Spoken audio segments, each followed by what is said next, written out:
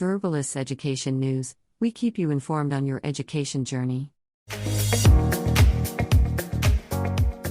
What COVID has told us is that being so overly reliant on one or two countries is a dangerous strategy. What we're seeing is not only universities using more agents within a single market, but also increasingly looking for agents in new markets because they want to spread their risks and improve diversity.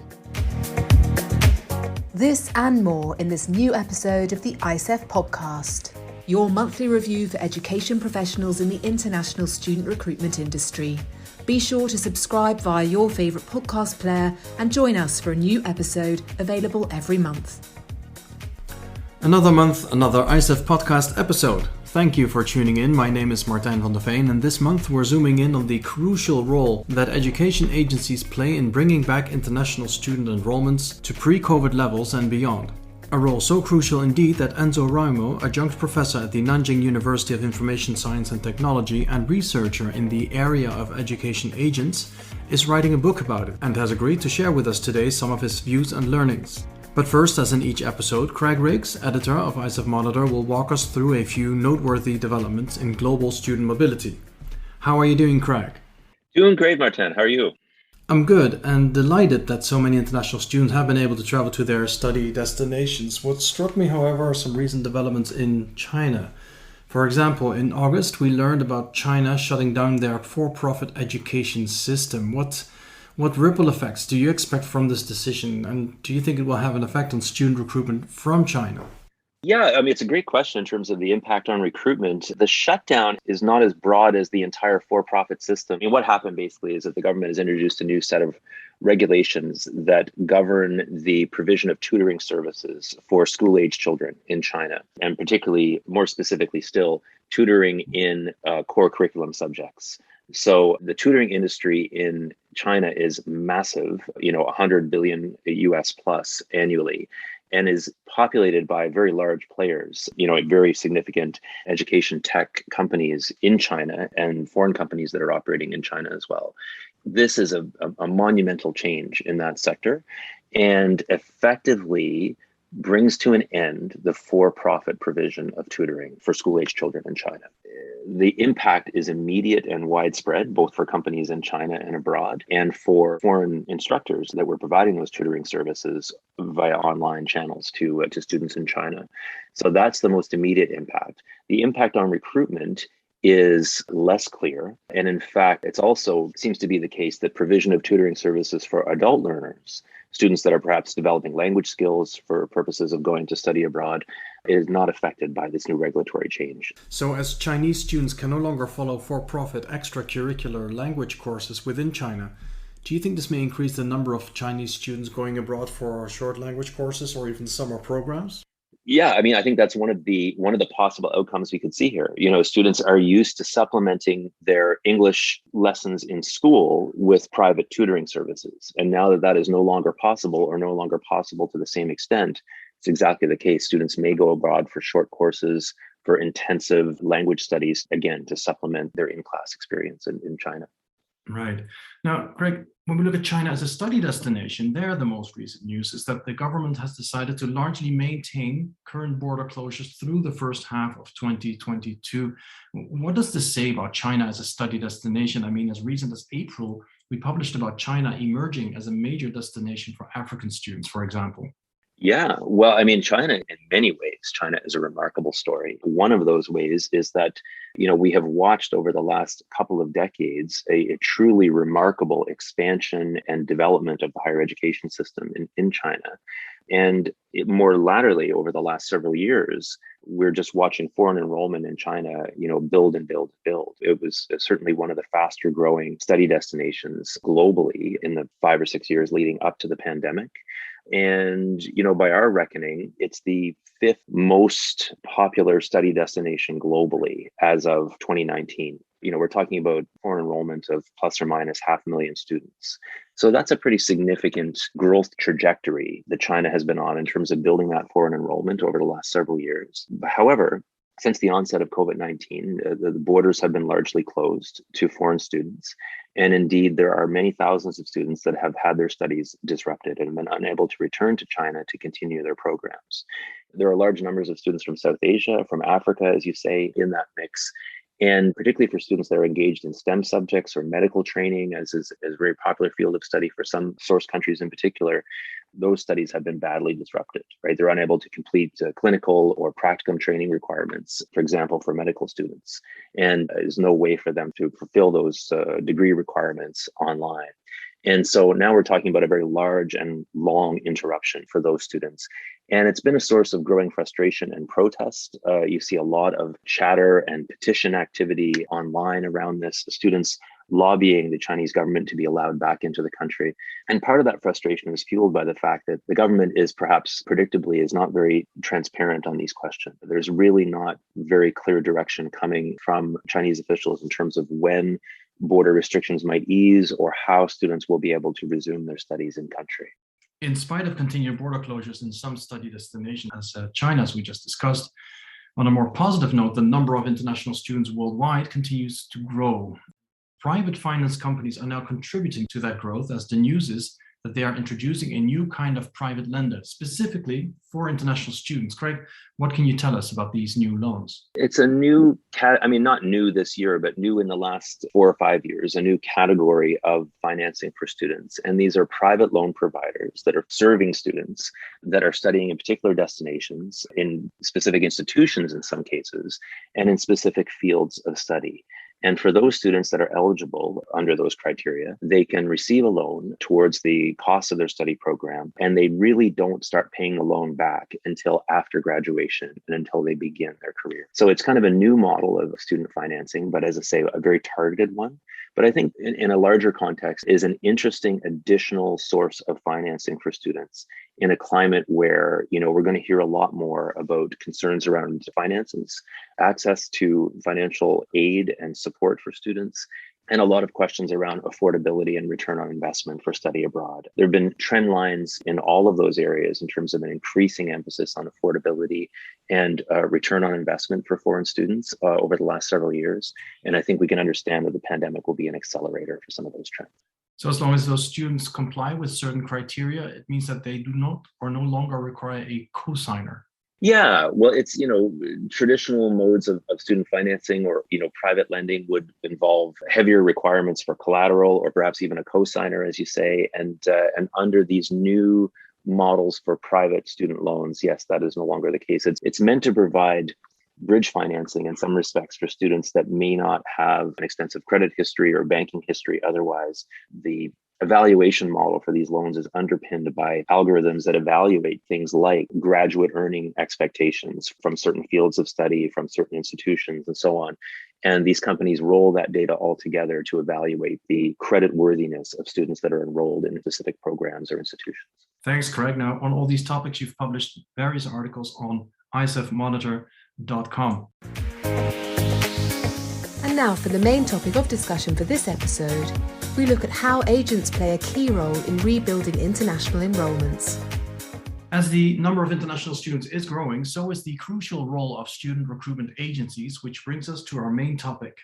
Vincenzo Raimo, welcome to the ICEF podcast, and thank you for joining us today. I mentioned earlier that you are, among other things, a researcher in the area of education agents. Please tell us a little bit more about yourself and your research.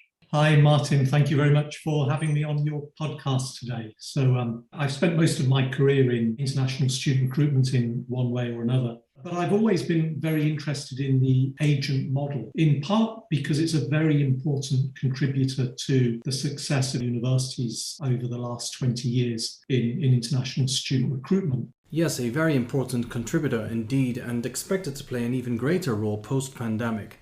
What, according to your research, are the main factors that caused that increase? Well, firstly, the percentage of students being recruited by agents to the main English-speaking destinations has been increasing year on year. And one of the pieces of work that we've undertaken is looking at why universities use agents. They use agents because everybody else is using agents, so you can't afford not to. But they really started to use agents more, in my view, when the world became a little bit more dangerous, a little bit more precarious. So, you see after 9/11 concerns about staff traveling to certain countries. So I can't travel to Pakistan in the way that I used to. So I need an agent in Pakistan to help me. So there are parallels here with COVID.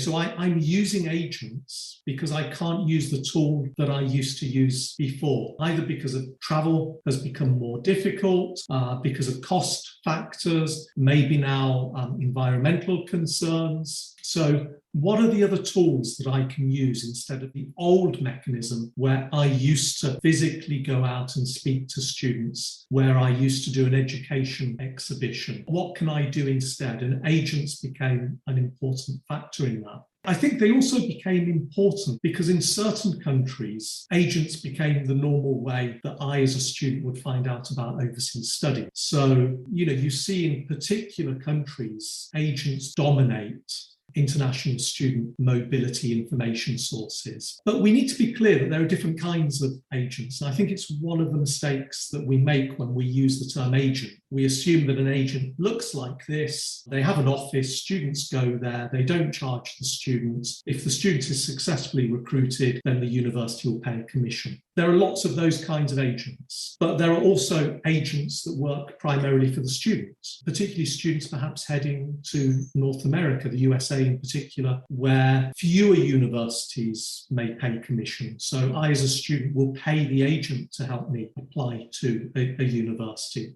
And then there are perhaps hundreds, thousands of individual counsellors that I would perhaps call an agent, but they would think of themselves as a counsellor providing advice to a student on applying. They're actually an agent for the student, and they might be charging commission from the university. We have master agents, sub-agents, or increasingly we're now referring to aggregator agents. Aggregators have always existed, by the way. We just now call them aggregators. But you think about China, the large agents in China, the large agents in India, have always worked with sub-agents. They've aggregated their universities to supply smaller agents, and they've aggregated the smaller agents to provide more students to their partner universities. As we see an increasing use of agencies, of all the types of agencies that you were referring to, at the same time, the number of online and digital solutions is growing, solutions using algorithms and artificial intelligence to help prospective students make their own decisions. However, this doesn't seem to be affecting that important role that agencies play. On the contrary, how would you explain that? So I think it's because we in universities are having to find a range of tools to reach different audiences. So, I think that's one important factor. And at the moment, what we're doing is adding tools rather than working out what are the most efficient tools for us. But also, I think that we underestimate the value of face-to-face sometimes. If I want to buy a new car today, I will look online, I will read reviews, but I'll go to the garage probably and I'll touch it and I'll feel it and I'll take it for a test drive. And I buy a car, I make a mistake, I'll sell it next year and I've lost some money on it, but that's all. If I choose the wrong study destination, I've not only lost money, but I've lost time, and I have an impact that will stay with me for the rest of my life. Buying a bad car, unless it causes an accident, is not going to stay with me for the rest of my life. But the degree that I obtain will probably stay with me in one way or another, positively or negatively, for the rest of my life. And that's why I, as a student, in making that choice, need things that give me assurance. And speaking to real people give me assurance, or me as a parent investing in my son or daughter, speaking to real people. It's the substitute for me going and taking the test drive. Yeah, it's truly a once-in-a-lifetime decision. But then what does an increase in use of agencies really mean? Does it mean more students are recruited via agencies, or does it mean more schools and institutions are using agencies, or both? I know it's hard to define the exact proportion of agent referrals, but any statistics you can share that reflect this increase? It's obviously both, because we're seeing that. We've looked at a variety of sources. You guys at ICEF have also looked at these sources and published on them. In the most recent data that we have available for the 4 top recruiting English-speaking nations, we know that more than 70% of international students to Australian universities are recruited via agents. We know from the New Zealand government that it's over half of the international students are recruited by agents. In the UK, it's around 40% at the moment. And we've seen that since I've been undertaking my work, and the Times Higher Education has undertaken their freedom of information exercises. We've seen a significant increase from about a third to over 40% now since 2013. 40% of institutions or of international students recruited. Almost every UK university that is active in international student recruitment uses agents. It's a very, very small number that don't. It's the same in New Zealand, it's the same in Australia. The USA is the exception here, because while we know that more students are recruited year on year to universities through agents, so, the Bridge survey, I think, reported over 20% of international students in US universities are recruited by agents. And the difficulty in the USA is, what are we counting there? What's a university? What university is active in international student recruitment? So I think what we're seeing in the UK and Australia and New Zealand, we're seeing a pattern which has remained steady, with most universities working with agents, but more of their intake year on year coming through agents. I think what we're seeing in the US is more institutions working with agents and more of their intake year on year coming through agents. So we're seeing 2 factors in the US, whereas in Australia, the UK and New Zealand, I think we're seeing the same number of universities, broadly speaking, working with agents, but more of their intake coming through agents. But we also see very, very different patterns between these countries, which I find fascinating. It's really interesting. In Australia, on average, universities work with many, many more agents than a British university. I'm trying to remember some of the data now, but typically in Australia, a single university might work with 200 or more individual agencies, whereas here in the UK, it's probably half of that number. So very different ways of working with agents. Craig, I know we have published on agency statistics for some study destinations on ICEF Monitor. Do those statistics reflect the increase that we are discussing? Yeah, absolutely they do. And I think in both respects, as Enzo has just described, the proportion of institutions or schools in a given destination that are engaged with agents, let's say formally engaged with agents in some way, and the proportion of foreign enrollment that is sort of agent referred to that destination. I think both of those indicators are tracking upward. And the piece of data that we don't have, of course, is to what extent will the pandemic influence that sort of longer trend line. The broad expectation in the industry is that agents will play an even greater role in rebuilding enrollments, and largely for the reason that Enzo described earlier, which is that aspect of face-to-face, whether you're literally sitting across the table from agent, counselor, and student, or whether they're engaging through online channels, that personal connection with someone who is in your city or in your region as you're preparing to make what Enzo rightly refers to as a very high involvement, very high stakes decision to go and study abroad. I think there's a great deal of comfort derived for students and their families from having somebody local that they can engage with. And we can expect that is going to be an important factor, I think, going forward. Just to follow up what Craig said, the other factor that we've learnt that's really hit us during COVID has been the diversity question. All of us need and want greater diversity. We want it for a range of reasons. What COVID has told us is that being so overly reliant on 1 or 2 countries is a dangerous strategy. So I think what we're seeing is not only universities using more agents within a single market, but also increasingly looking for agents in new markets where perhaps they haven't been active because they want to spread their risk and improve diversity. I think that's a great point. And I mean, there's a new aspect of risk for all of us right now, which is just the ever-changing landscape in terms of border restrictions and travel pathways from source country to destination country. And as much discussion as there's been about diversifying foreign enrollments for years now in the industry, like that is a very, very sharp reason to put a greater focus on that this year and going forward as well. So can I ask, how does the post-pandemic agency differ from its pre-pandemic equivalent?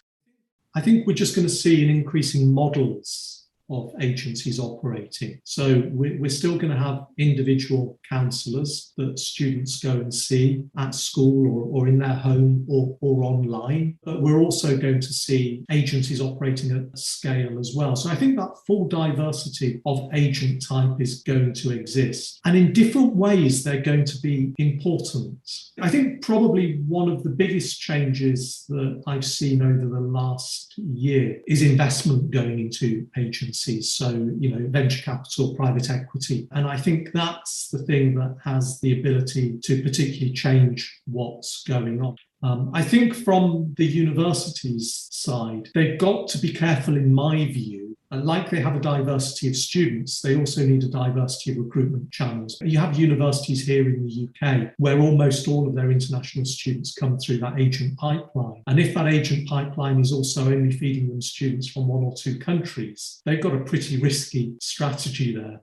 Diversity of recruitment channels is indeed paramount for institutions, and as they work across these different channels and with multiple agencies, it's equally important for institutions and agencies to carefully align their marketing activities. We received a question on this topic, which brings us to our next section, questions from the industry. Join the conversation on the ICEF podcast and share your industry questions with us. Just email podcast@icef.com. Mackenzie Zach from You Study Global sent us the following question. What is the best practice to ensure that schools and agencies are coordinating their digital activity? For example, we've had situations where we were bidding for targeted keywords against the schools we work with, or have students confused on social media when they cannot tell the difference between messages from the school and the agency that represents that school. I think it's a great question. Craig, in your view, is there a remedy to avoid this? I guess it starts with good communication and clear agreements between the school and the agency. That's the only remedy I can think of, honestly. It's an extra degree of coordination that's required for online campaigns. One of the things about online campaigns is that they can be very targeted. They can be very agile. There are approaches to running digital campaigns that rely a lot on sort of experimentation and testing different approaches and whatnot.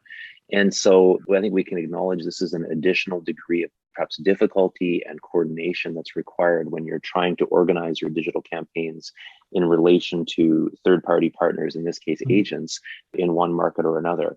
Enzo, would you have anything to add to that?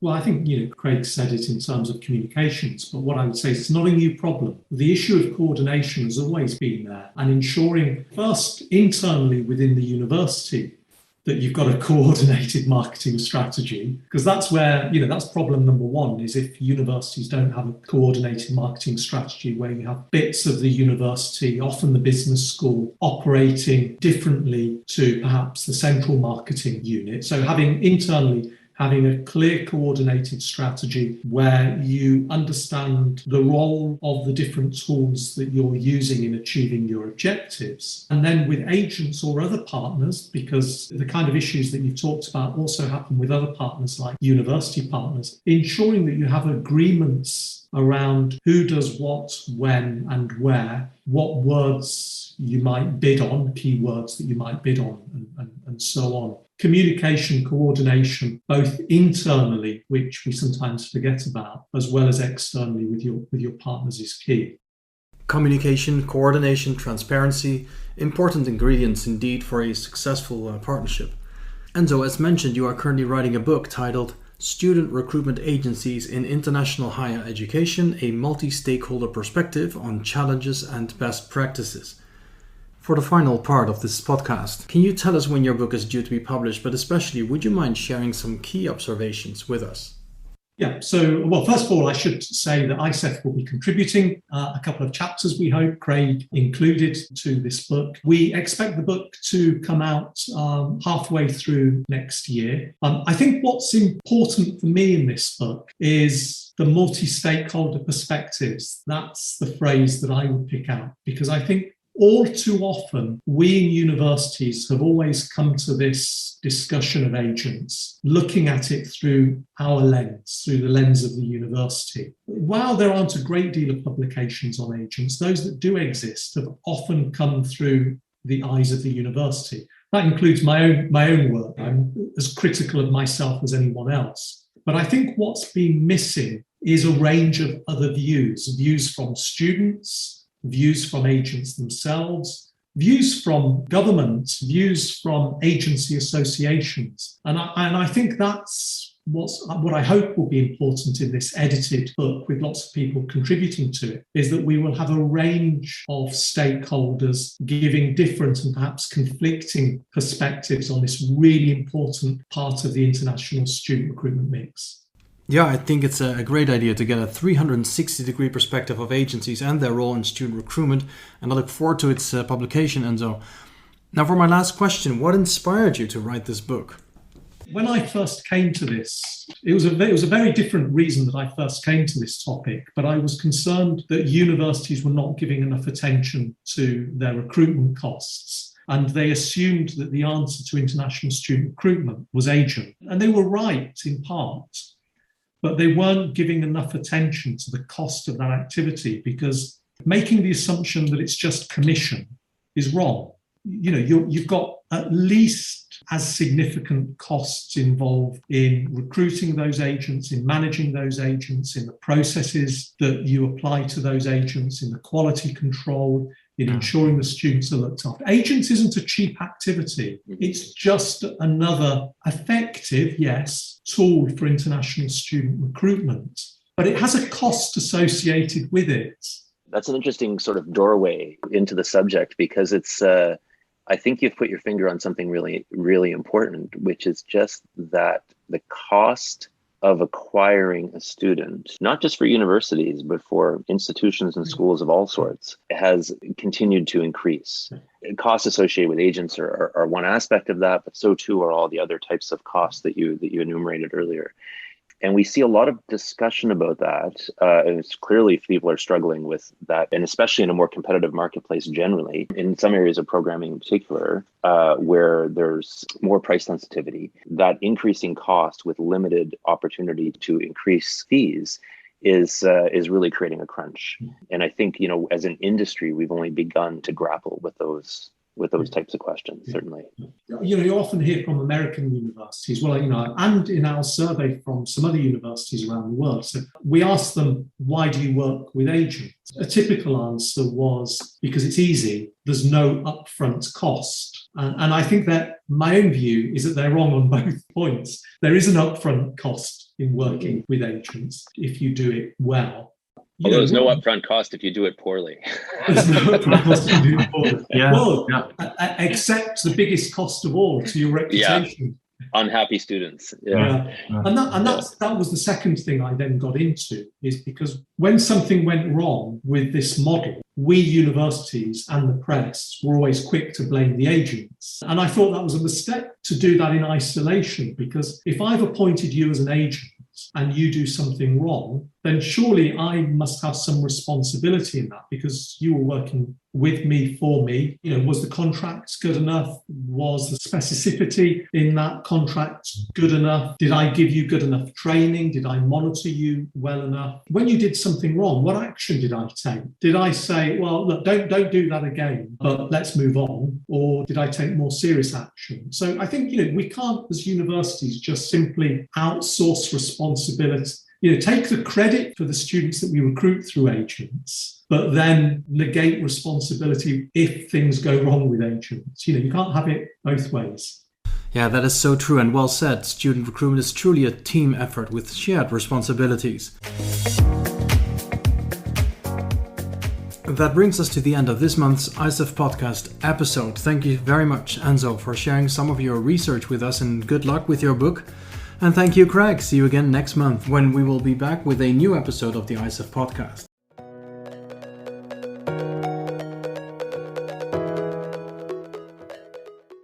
Verbalists Education News. We keep you informed on your education journey.